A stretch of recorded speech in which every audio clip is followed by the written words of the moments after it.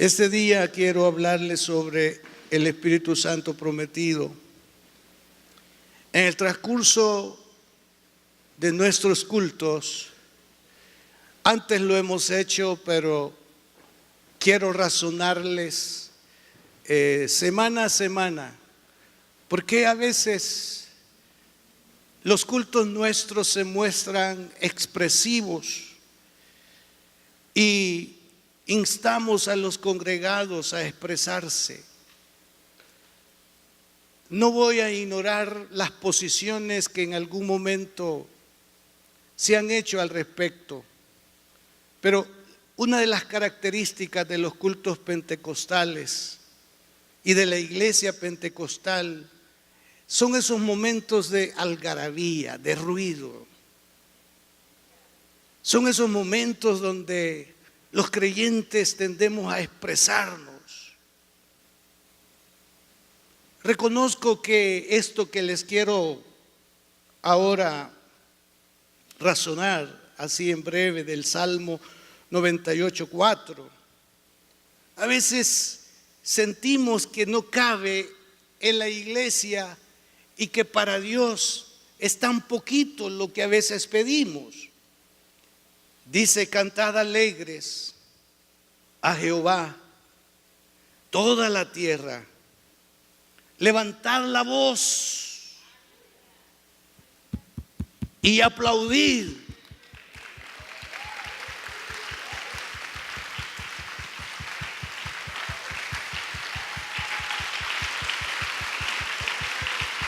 Y aplaudid.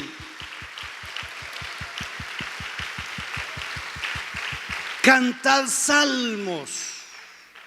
Note ahí usted, entonces tiene levantar la voz, aplaudir y cantar. El punto es cuando nos dicen que aplaudamos.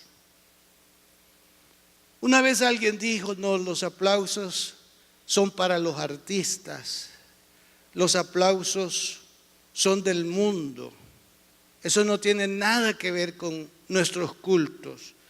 Pero aquí dice aplaudir. Y esto está referido a una congregación, cuando hay una reunión. No cuando usted va transitando por una calle. Usted no va en la calle aplaudiendo. ¿Qué sería eso para muchos? Una locura. Ahí sí sería una locura. Con todo usted lo puede hacer, y qué importa que digan que está loco. Pero usted va, dice, mi Biblia dice aplaudir, así que yo obedezco, y ahí va por la calle aplaudiendo. Solo usted sabe a quién le está aplaudiendo, y su corazón está en adoración, en alabanza a Dios. Usted va a aplaudir, pero toda la gente que lo esté viendo aplaudir van a opinar eso: está loco. Pero usted está con una razón para aplaudir.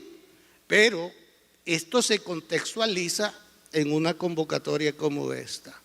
¿Cómo dice el texto? Y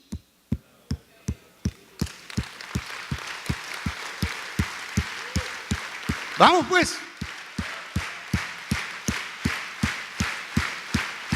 Y aplaudir. ¿A quién? ¿A quién? Al Señor. Al Señor. Ahora, hay ya una variedad de formas. Dicen: den una ofrenda. Cuando yo oigo eso, no estoy en contra, ¿verdad? Den una ofrenda de palmas. Ni esa queremos dar. Yo cuando oigo eso, que nos piden una ofrenda de palmas, yo esperaría escuchar a todos, porque sé que se está dirigiendo esa ofrenda de palmas para Él. Pero quizás la palabrita ofrenda es la que riñe, ¿verdad? Porque yo no creo en eso de ofrendar, y entonces no voy a aplaudir. Y sí, tengamos cuidado cuando le pidamos los aplausos para las personas que queremos festejar. Porque alguien puede decir: no, en el culto no podemos estar festejando a nadie con aplausos. ¿Cómo no? No riñe, pero vamos a distinguir que esa no es una alabanza que estamos dando a las personas, porque al único que debemos de alabar es al Señor. ¿Cuánto le alaban? Esas preguntas son bien comunes en los cultos pentecostales. Y ya a muchos no nos gusta, ya van con lo mismo, ¿cuánto le alaban? Hermano, perdone, pero esas han sido características de los cultos pentecostales, ¿verdad? Entonces usted, cuando va a reconocer a alguien, usted no tema de aplausos, si así lo siente, pero en este contexto es a Él. Y aplaudir y alzar la voz. Entonces vamos a dejarlo hasta ahí. Cuando hablamos del Espíritu Santo prometido, hay en el Antiguo Testamento como en el Nuevo Testamento dichas promesas. Promesas en Isaías, promesas en Ezequiel, y la promesa de Joel y la promesa que encontramos en el Nuevo Testamento. Pero vamos a leer de Joel, de Juan, de Lucas y de Hechos. Y dice así Joel 2, 28 y 29. Y después de esto derramaré mi espíritu sobre toda carne. Aquí está la promesa. De ese derramamiento y sobre quienes se mostraría ese derramamiento.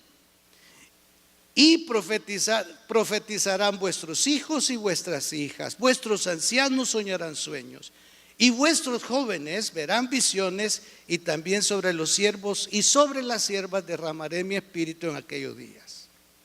Este texto lo vamos a estar desarrollando en los próximos sermones. San Juan 14, 16. Y yo rogaré al Padre y os dará otro consolador para que esté con vosotros para siempre. La palabra consolador implica un abogado, implica un ayudador, implica un intercesor e implica un socorro. Todo eso abarca esa promesa que está haciendo el Señor Jesús respecto al Espíritu Santo como consolador. Lucas 24, 49. He aquí, yo enviaré la promesa de mi Padre sobre vosotros, pero quedaos vosotros en la ciudad de Jerusalén hasta que seáis investidos de poder desde lo alto. Aquí, hermanos, tenemos nosotros un momento bien determinante, porque note usted que está diciendo el Señor Jesús: enviaré la promesa de mi Padre. Y esta promesa desde luego está precisamente en Isaías, en Ezequiel, en Joel. No está hablando de otras promesas de las cuales el Antiguo Testamento tiene una variedad, sino que esto es particular, está hablando de la promesa del Espíritu Santo. Pero ahora les dice, esto va a suceder en la soberanía de Dios, que equivale al tiempo o al kairos de Dios. Ustedes quédense allí en Jerusalén y no se vayan. La ciudad en este caso era amplia, extensa, y entonces ellos tenían que entender el espacio adecuado para reunirse y quedarse, y el espacio adecuado era el templo. Hay una riña de opiniones en relación a si era el templo en sí o la casa de algunos de ellos, y la riña está en el número de personas que narra el libro de Hechos. Eran 120. Entonces ese aposento alto o ese espacio tendría que ser amplio, y se sugiere de que no habían espacios así a no ser en el templo y los contornos del templo. Pero quedémonos con la figura de que estaban en el aposento alto. 120. Entonces dice, no se vayan de Jerusalén hasta que ustedes reciban, o sean investidos de poder desde lo alto. Y Hechos 1:4. Y estando juntos, les mandó que no se fueran de Jerusalén, sino que esperasen la promesa del Padre, la cual les dijo, oísteis de mí. Aquí lo que sucede es que Lucas está recordando las palabras que Jesús les dijera a sus discípulos. Y ahora esto es como punto de partida en esa parte narrativa que nos brinda el libro de los Hechos. El libro de los Hechos comienza entonces con ese recordatorio de Jesús, hecho por Lucas, y que ahora él va a proceder a narrar lo que sucedió precisamente en ese espacio cuando el Espíritu Santo fue manifestado sobre los 120 y ese día fueron investidos de poder. En los transcurso de los mensajes vamos a ir conociendo qué implica eso. Ahora bien, para mí en lo personal, el tema del Espíritu Santo es un tema fascinante. Me agradaría entender más qué es el Espíritu Santo en esa dimensión de la que el Señor Jesús lo propone a sus discípulos. Naturalmente, como persona, el Espíritu Santo es una promesa en el sentido de que Jesús les dijo, no quedarán solos, huérfanos, les mandaré al Consolador. Entonces Jesús les está asegurando que para hacer realidad el proyecto salvífico de Dios a las naciones, ellos tenían que ser acompañados por alguien. Y ese alguien no podía ser inferior a Jesús, sino uno igual. Y eso es el Espíritu Santo en relación a Jesús, igual. Jesús y el Espíritu Santo y el Padre igual. Y los tres, Dios en uno. Entonces la bendición, cuando nos damos cuenta de lo que Jesús le dijo a los discípulos, mayores cosas que estas haréis vosotros porque yo voy al Padre. En relación a esa declaración hay dos explicaciones. Una,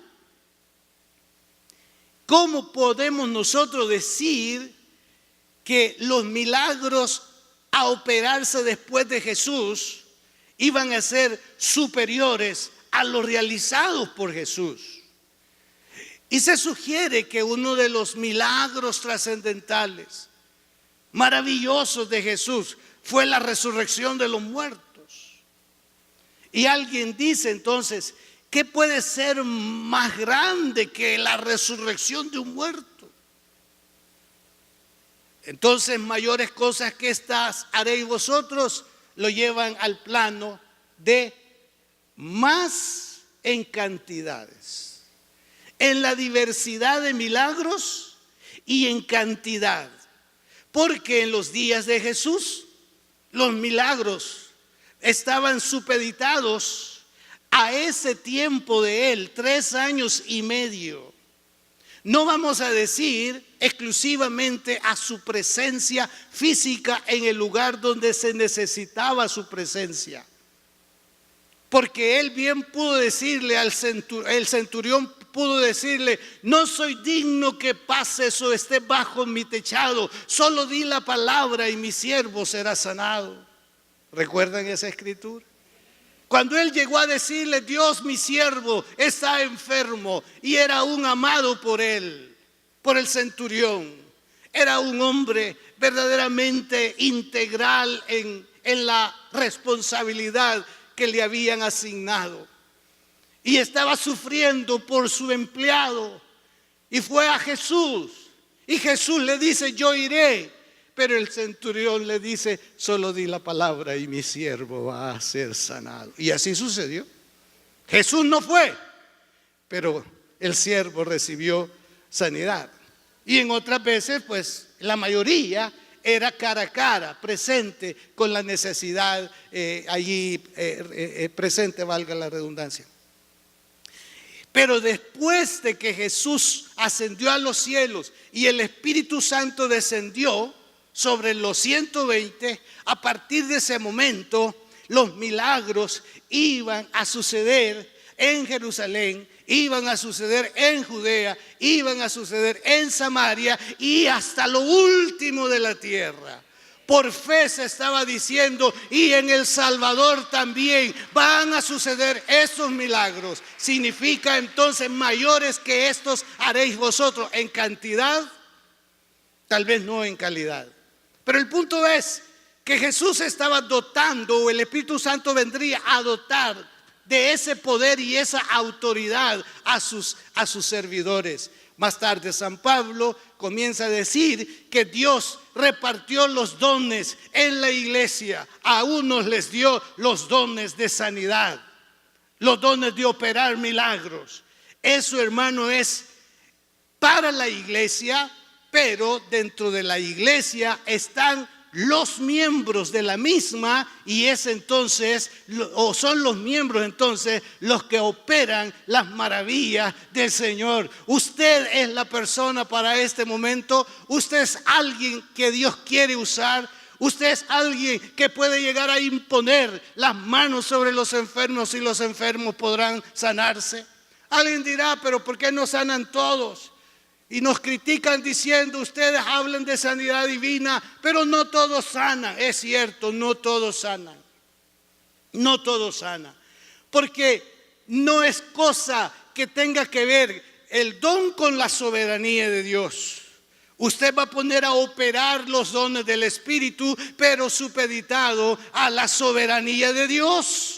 Es Dios el que sana, es Dios el que opera el milagro, es Dios el que se manifiesta, pero usted es el instrumento en las manos del Señor. ¿Cuántos instrumentos sabemos acá? ¿Cuántos instrumentos sabemos acá? Sabe que no todos han dicho amén, ¿verdad? ¿Cuántos instrumentos sabemos acá? Mejoró el asunto. Entonces, hermanos, Jesús se limitó por su parte física, pero el Espíritu Santo sería una presencia en todas partes, en todo espacio, en todo lugar. Por eso es fascinante el tema del Espíritu Santo. Además, hago una declaración: el Espíritu Santo es el vicario de Cristo. Es el Espíritu Santo el vicario de Cristo en esta dispensación. Hay una iglesia que tiene una cabeza y que es el vicario de la iglesia nominado así. Pero eso no es bíblico. El vicario de la iglesia cristiana es el Espíritu Santo. Él es el representante de la iglesia, es el Espíritu Santo.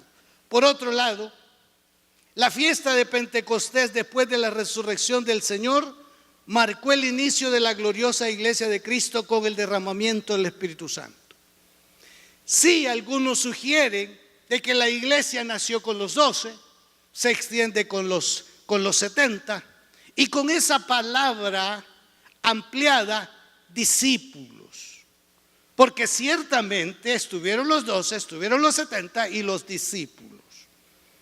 Pero todavía no está sugerido el inicio de la iglesia, aunque se podría aceptar si lo queremos. Jesús dijo: edificaré mi iglesia. La primera vez que lo hizo fue cuando Pedro dijo: tú eres el Cristo, el Hijo del Dios viviente. La primera vez que se menciona la palabra iglesia. Entonces, en el año 33 después de Cristo, en el aposento alto, con el descenso del Espíritu Santo, es como que se diera el banderillazo de existencia, de origen y de salida. A partir de ese momento que descendió el Espíritu Santo, la iglesia era impulsada o fue impulsada hacia adelante, hacia el frente, hacia la necesidad de la gente, para que escuchara, para que supiera que Jesús vino, que Jesús murió, pero que Jesús resucitó y que Jesús ascendió a los cielos y que Jesús va a venir otra vez. Ese fue el mensaje central de los apóstoles. Y ese mensaje no ha cambiado, y ese es el mensaje que debemos de proclamar en el presente. Entonces eso vino a ser nada más la primicia, y por eso el día de Pentecostés la iglesia se presenta como la primicia, como el comienzo de esa obra que Dios haría a través de la misma. Ahora, hermanos, cuando hablamos de que es la primicia, es solo el comienzo, porque el apóstol Pedro, ya bajo la unción del Espíritu Santo, dijo que este derramamiento se extendería hasta lo último de la tierra, hasta a aquellos a los que el Señor llamare. Esa palabra para nosotros es una palabra que antes de que usted y yo la conociéramos, ya Dios nos estaba incluyendo como de esos a los que están lejos, a cuantos el Señor nuestro Dios llamare. Y mientras el Señor no venga y el mensaje del Evangelio se esté proclamando, entonces podemos asegurarle a los nuevos, a los que están llegando: usted también es partícipe de esta gloriosa presencia, de este glorioso derramamiento del Espíritu Santo. También usted es partícipe. Abra su corazón, entregue su voluntad a Dios, y usted disfrutará de esa dádiva, de esa gracia, de esa gloriosa presencia del Espíritu Santo. Ahora, hermanos, se propugna por desacreditar términos que usamos Pentecostés hoy. Naturalmente, la palabra Pentecostés está supeditada a esa fiesta de las primicias, de los primeros frutos. La palabra Pentecostés, que quiere decir 50. Pero esa palabra la hemos tomado, o la tomaron los primeros pentecostales, para poder tener una identidad. Y esa identidad a razón de lo sucedido en el día de Pentecostés. Por esa causa, nosotros podemos decir que Pentecostés aún es una realidad entre nosotros. Pentecostés es una oportunidad de recibir la gracia y la manifestación y la bondad del Señor en nuestras vidas y en nuestros corazones. Ahora, hablando un poco de nuestras raíces. Antes de 1931 de diciembre, bueno, vayámonos primero a Jerusalén, año 33 después de Cristo. Porque ahí están nuestras raíces pentecostales. El día de Pentecostés, el Espíritu Santo fue derramado y comenzaron a hablar en otras lenguas según el Espíritu les daba que hablase. Pero en 1900, el 31 de diciembre, en Topeka, en Kansas, hicieron una vigilia. Pero antes de esa vigilia, a los 30 o 40 estudiantes, Carlos Parham les dijo: les dejo de tarea que analicen el capítulo 2 del libro de los Hechos de los Apóstoles y busquen si eso que pasó en el versículo 4 puede suceder en el presente, entre nosotros, entre ustedes. Él venía de una corriente doctrinal que aún se burlaba de que alguien se asomara hablando de que Hechos 2:4 era algo que podía anhelarse en ese entonces. De esas raíces venía él. Se inquietaron los estudiantes. A su regreso le dijeron: esto es para ahora. Hemos concluido que esto de Hechos 2:4 es para ahora. Entonces programaron una vigilia, 31 de diciembre. Y en esa vigilia ellos comenzaron a orar y a orar y a orar con esa intensidad, si cabe, con esfuerzo, con hambre, con sed, con necesidad. Y una señorita se acercó a él para decirle: oren por mí, porque yo quiero experimentar eso de Hechos 2:4. La historia dice que le impusieron manos y al momento la señorita comenzó a hablar en otras lenguas. Habían ellos concluido que era para ese momento para ellos. Ella quiere tener su experiencia, su vivencia. Y Dios en su bondad y en su soberanía hizo que el Espíritu Santo descendiera. En los mensajes posteriores vamos a diferenciar la presencia del Espíritu Santo dentro de nosotros y las manifestaciones o el poder del Espíritu Santo. Ella tenía el Espíritu Santo como parte de la iglesia de Cristo, así como todos ustedes tienen el Espíritu Santo. ¿Cuántos tienen el Espíritu Santo? ¿No sabéis que vosotros sois templo y morada del Espíritu Santo? Pero esto es lo sugerido por Jesús a fin de, óigalo bien, a fin de operar en su voluntad a favor de aquellos que necesitan conocer el camino de la salvación. Bueno, la joven desarrolló un idioma, ni siquiera fue un dialecto, un idioma. Y todos concluyeron que era chino. 3 días pasó que no podía volver a su lengua original, el inglés. 3 días. Y según algunos, ella escribió en chino y que tienen documentos de esas escrituras donde ella escribió en chino. Entonces, cuando Parham vio lo que había acontecido, el director del instituto les dijo que oraran por él porque él quería recibir también el bautismo en el Espíritu Santo. Los hermanos oraron por Carlos Parham y él recibió el bautismo del Espíritu Santo. Y ahora sí, ya él, convencido de esa realidad, siguió promoviendo el mover del Espíritu Santo con la señal inicial de hablar en otras lenguas.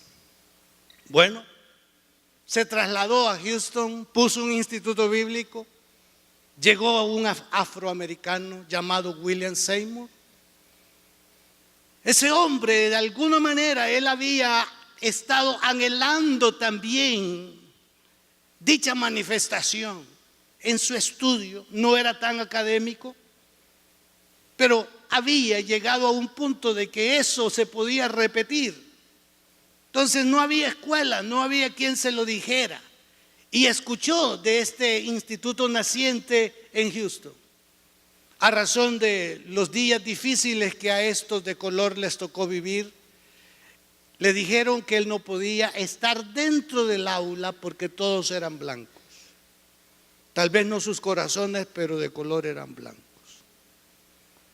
Y él dijo: no importa, yo me voy a quedar aquí afuera, pero déjenme oír. Yo quiero aprender, déjenme oír. Y así pasó. Y aparte de eso, era de una familia pobre, tuvo una enfermedad que le llevó a perder un ojo y tuvo que ponerse un ojo de vidrio, así que le llamaban el negro el ojo de vidrio. Bueno, ya, para que ustedes tengan.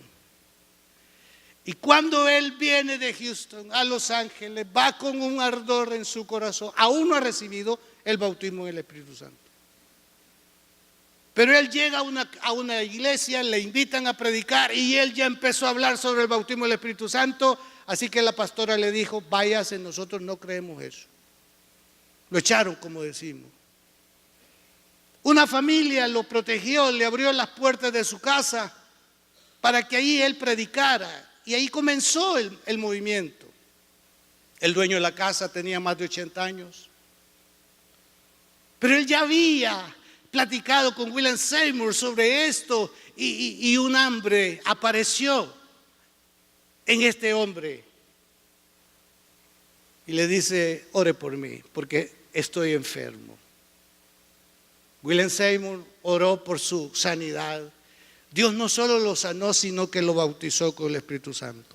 Él tenía más de 80 años. Y ya esa casa empezó a llenarse.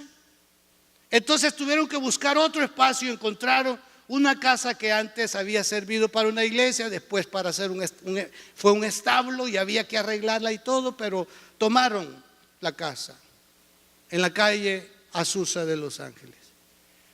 Y ahí comenzaron, 1906, durante 3 años. Ahí estaba operando la presencia del Espíritu Santo. Movimientos de todos los Estados Unidos, gente llegando, gente llegando, gente llegando. Un pastor eminente de la ciudad se dispuso para avergonzar a William Seymour, haciéndole ver que eso era una patanada, que eso era ilógico, que eso no era congruente con la iglesia de hoy. Y cuando él venía avanzando hacia el espacio donde tenía él su púlpito de madera y todo, una niña se le puso enfrente y habló en lenguas. Él conocía otro idioma, era el de la niña ahí en ese momento. Y la niña le decía: tú vienes a interrumpir el mover de Dios, pero no podrás hacerlo, porque esto me pertenece. Y cuando él entendió lo que la niña había orado, había dicho, se fue de espalda, como decimos nosotros. El Espíritu Santo lo tumbó. Fue un mamellazo, como dicen el que se oyó, pero se levantó bien, hermano. No había sangre. Así que cuando Dios lo tumbe, no se preocupe, sangre no va a haber. Aunque nos han pedido siempre por prudencia poner a alguien atrás, no se preocupe, ahí va a estar un catcher. Esa palabra a mí no me gusta, pero es la que muchos andan ahí diciendo. Pero bueno. Pero el punto es que Dios le habló. Y así como esas escenas las hubo una y otra vez. De una manera extraordinaria. Duró 3 años. Dicen que los cultos comenzaban a las 10 de la mañana y terminaban a las 2 de la mañana. Ay, Señor, y usted ya está viendo el reloj. No ha desayunado, tiene hambre, pero no solo de pan vivirá el hombre, sino de toda palabra que sale de la boca de Dios. Oh, gloria a Dios. Qué tremendo, ¿no? Hubo de todo, hermano. Lea la historia de William Seymour. Pero es justo que mencionemos a un hombre llamado Francisco Arbizú. 1928. Antes de esa fecha vino un predicador canadiense allá por el Cerro Verde, Lomas de San Marcelino, a predicar. Muchos de la zona entregaron su vida a Cristo. Entre esos estaba Francisco Arbizú. Francisco Arbizú vivía en Ciudad Arce, por el sitio del Niño y Ciudad Arce. Fue a esa campaña, recibió a Cristo. Federico Mevio se fue Y quedó ese grupo de personas alcanzadas por el Evangelio, y ellos por amistad y todos se reunían, pero no conocían cómo seguir, cómo continuar. A las manos de Francisco Arbizu llegó una revista, y esa revista anunciaba un congreso en San Antonio, Texas, un congreso de las Asambleas de Dios. Y eso a él lo entusiasmó, y con eso él pudo decir: no estoy solo, o no estamos solos. Y él se dispuso a viajar a San Antonio para asistir a ese congreso y conocer más sobre la iglesia del Señor. ¿Sabe qué hizo, hermanos? No tenía para el viaje. Vendió su zapatería porque era zapatero. Y con la venta de la zapatería tomó el viaje por tierra hacia Guatemala y de Puerto Barrios en barco hacia San Antonio. Llegó a ese lugar, contó la historia, halló gracia y lo acreditaron como pastor. Posteriormente le enviaron el primer misionero llamado Rafael Williams.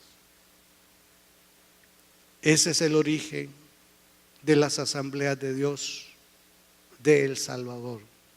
Un zapatero se puso en la brecha para crear este movimiento que está llegando a los 300,000 miembros en El Salvador, arriba de 2,000 congregaciones en El Salvador.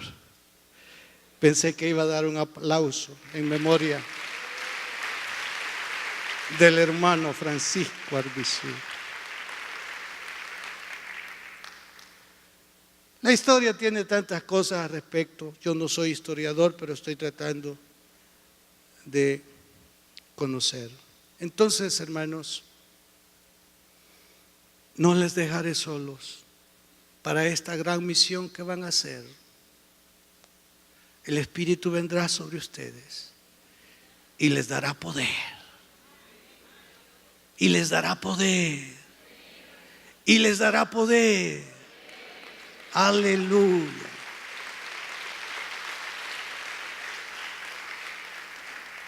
Voy a cerrar por ahora este mensaje. Hay más que decir, pero llego hasta ahí. Voy a hacer una invitación inusual, pero atienda mi llamado, por favor. Todo aquel que haya recibido el bautismo en el Espíritu Santo, con la señal inicial de hablar en otras lenguas, le voy a pedir que venga acá un momento. Si usted recibió en algún momento el bautismo del Espíritu Santo, habló en lenguas, adoró al Señor en otras lenguas, venga aquí por favor un momento. Aleluya. Pase, pase, pase. Vamos a ir algo es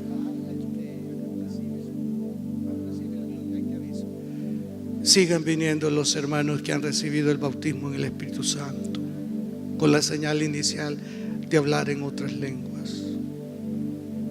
Háganse más adelante para que entren los hermanos. Pasen, hermanos.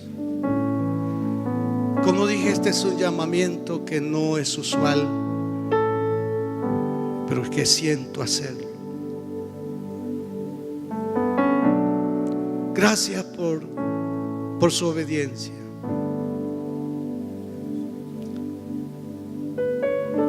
La razón para decirle venga, aparte de animarle a que reavive en su oración las lenguas, que equivale Sean llenos con el Espíritu Santo. Sean llenos con el Espíritu Santo. Sean llenos con el Espíritu Santo. Hacerles ver que todos tenemos una deuda. Usted que recibió el bautismo del Espíritu Santo, tenemos una deuda. Ese bautismo no solamente es para deleite espiritual, no es solamente para hablar con Dios a solas o edificarse a usted mismo, sino que tiene que ver con evangelizar, tiene que ver con ganar almas. Si usted recibió el bautismo del Espíritu Santo y no ha dado el paso, y recibiréis poder y me seréis testigos.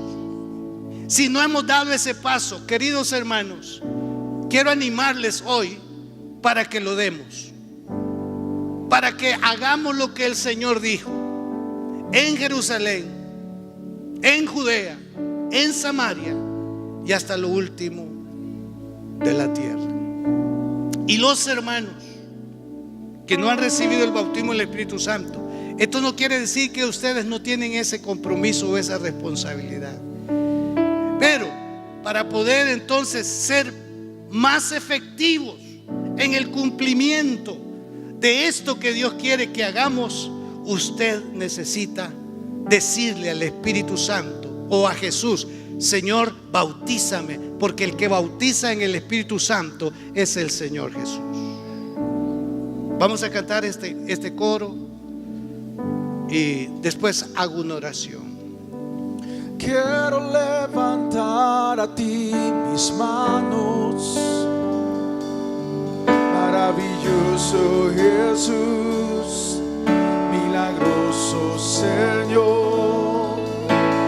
Llena este lugar de tu presencia, haz descender tu poder. Levantemos nuestras manos. Que estamos aquí. Óigalo. Creo en ti, Jesús, y en lo que harás en mí. Creo en ti, Jesús, y en lo que harás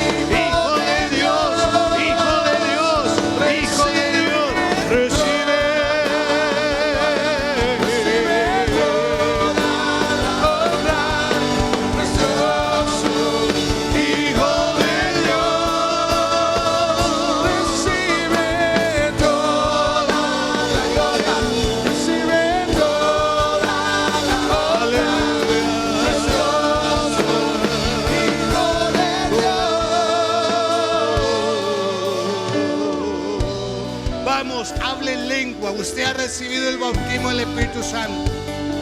Ahora ejercite ese don que Dios le ha dado. Vamos, vamos, vamos, vamos. Aleluya, aleluya. Rebeto pa que rebesaya ratu kuturara bababababababasaya. Tu querer de caramate que reberebusa para te querer babababababa. Oh rabasira takanda rabata para bashara takata ruba rabasia. Oh rete kinda la para basira. Tú que eres bastante rutu sharatoka, ni chara mologuruto y chirita carababasi. Ahora, refresque la llenura del Espíritu Santo sobre usted. Refresque la llenura del Espíritu Santo sobre su vida. Refresquela en el nombre de Jesús, en el nombre de Jesús, en el nombre de Jesús, en el nombre de Jesús, en el nombre de Jesús. Vamos, en el nombre de Jesús, en el nombre de Jesús, en el nombre de Jesús. Sea lleno del Espíritu, sea lleno del Espíritu, sea lleno del Espíritu, sea lleno del Espíritu, sean llenos del Espíritu Santo, sean llenos del Espíritu Santo, sean llenos del Espíritu Santo, sean llenos del Espíritu Santo. Aleluya.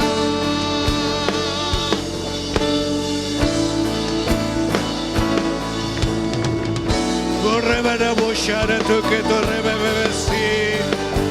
Corre tu rapa que de marabasira ta catarara. Corre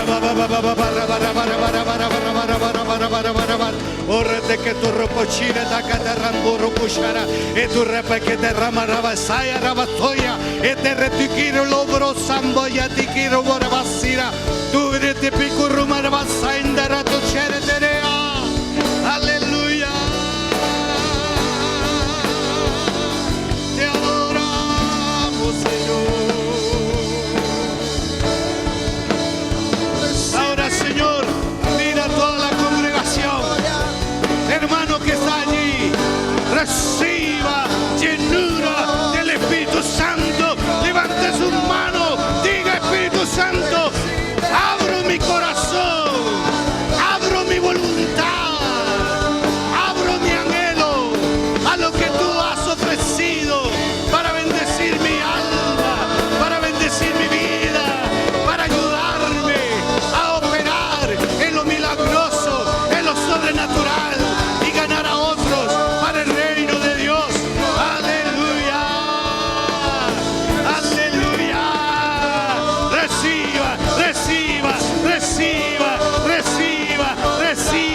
Levante sus manos, dígale: Dios, te necesito, te deseo en mi alma. Aleluya.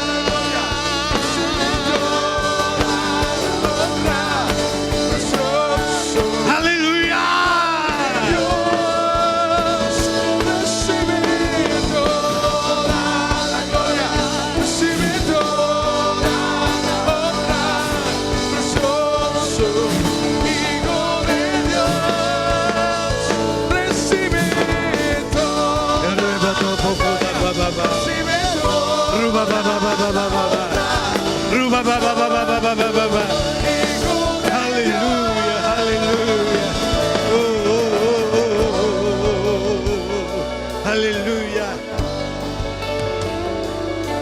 Aleluya.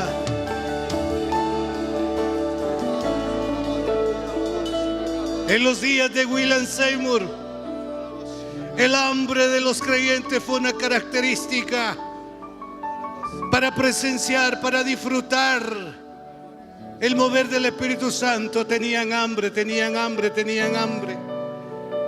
Y quiero declararle que junto con las bendiciones espirituales vienen las materiales.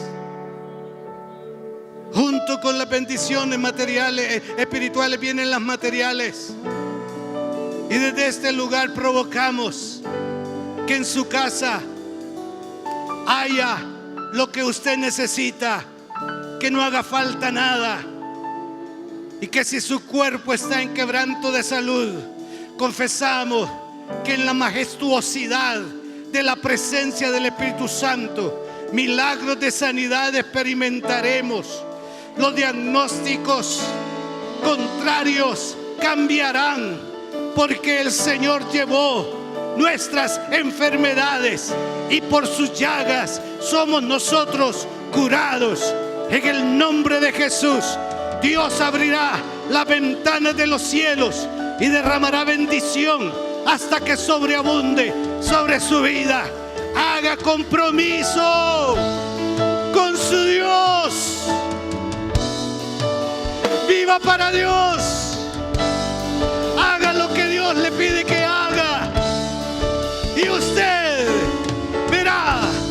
y será protagonista en la vida de otros, de la gracia y de la bondad de Dios. Aleluya. A esta hora tócanos a todos, toca nuestros cuerpos, toca nuestras finanzas, toca, Señor, esa parte donde está la necesidad. Señor, recibe las peticiones que haya en cada uno de nosotros, porque tú no te has olvidado. Tus oídos están atentos a la petición y el clamor de cada uno de nosotros. Y bendecimos a los que nos siguen por internet.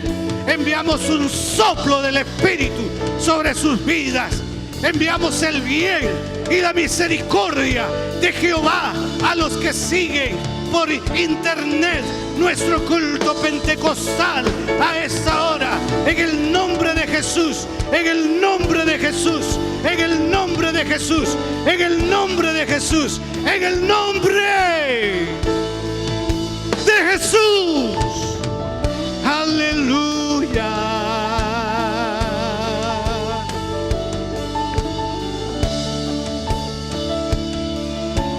Te adoramos. Hermanos, despierte el hablar en lenguas. Hermano, establezca momentos para orar. Buscar un avivamiento personal, un avivamiento que alcance a la iglesia y que, así como decían que en la calle, creo que es como 312 de la calle Azusa, nuestra oración y nuestra profecía es que en la calle Loma Linda número 310 algo está sucediendo, algo está pasando, y veremos como en el pasado, viniendo de diferentes partes del país para poder recibir la bondad de Dios, el milagro de Dios, porque Él es el mismo ayer, hoy y por todos los siglos. Y usted y yo vamos a traer la gracia de Dios sobre la ciudad. Dios tomará en cuenta nuestro compromiso, nuestro deseo, nuestro anhelo de honrar su santísimo nombre. Dios les bendiga. Pueden retornar un momento a su lugar y ya en breve finalizamos nuestro culto.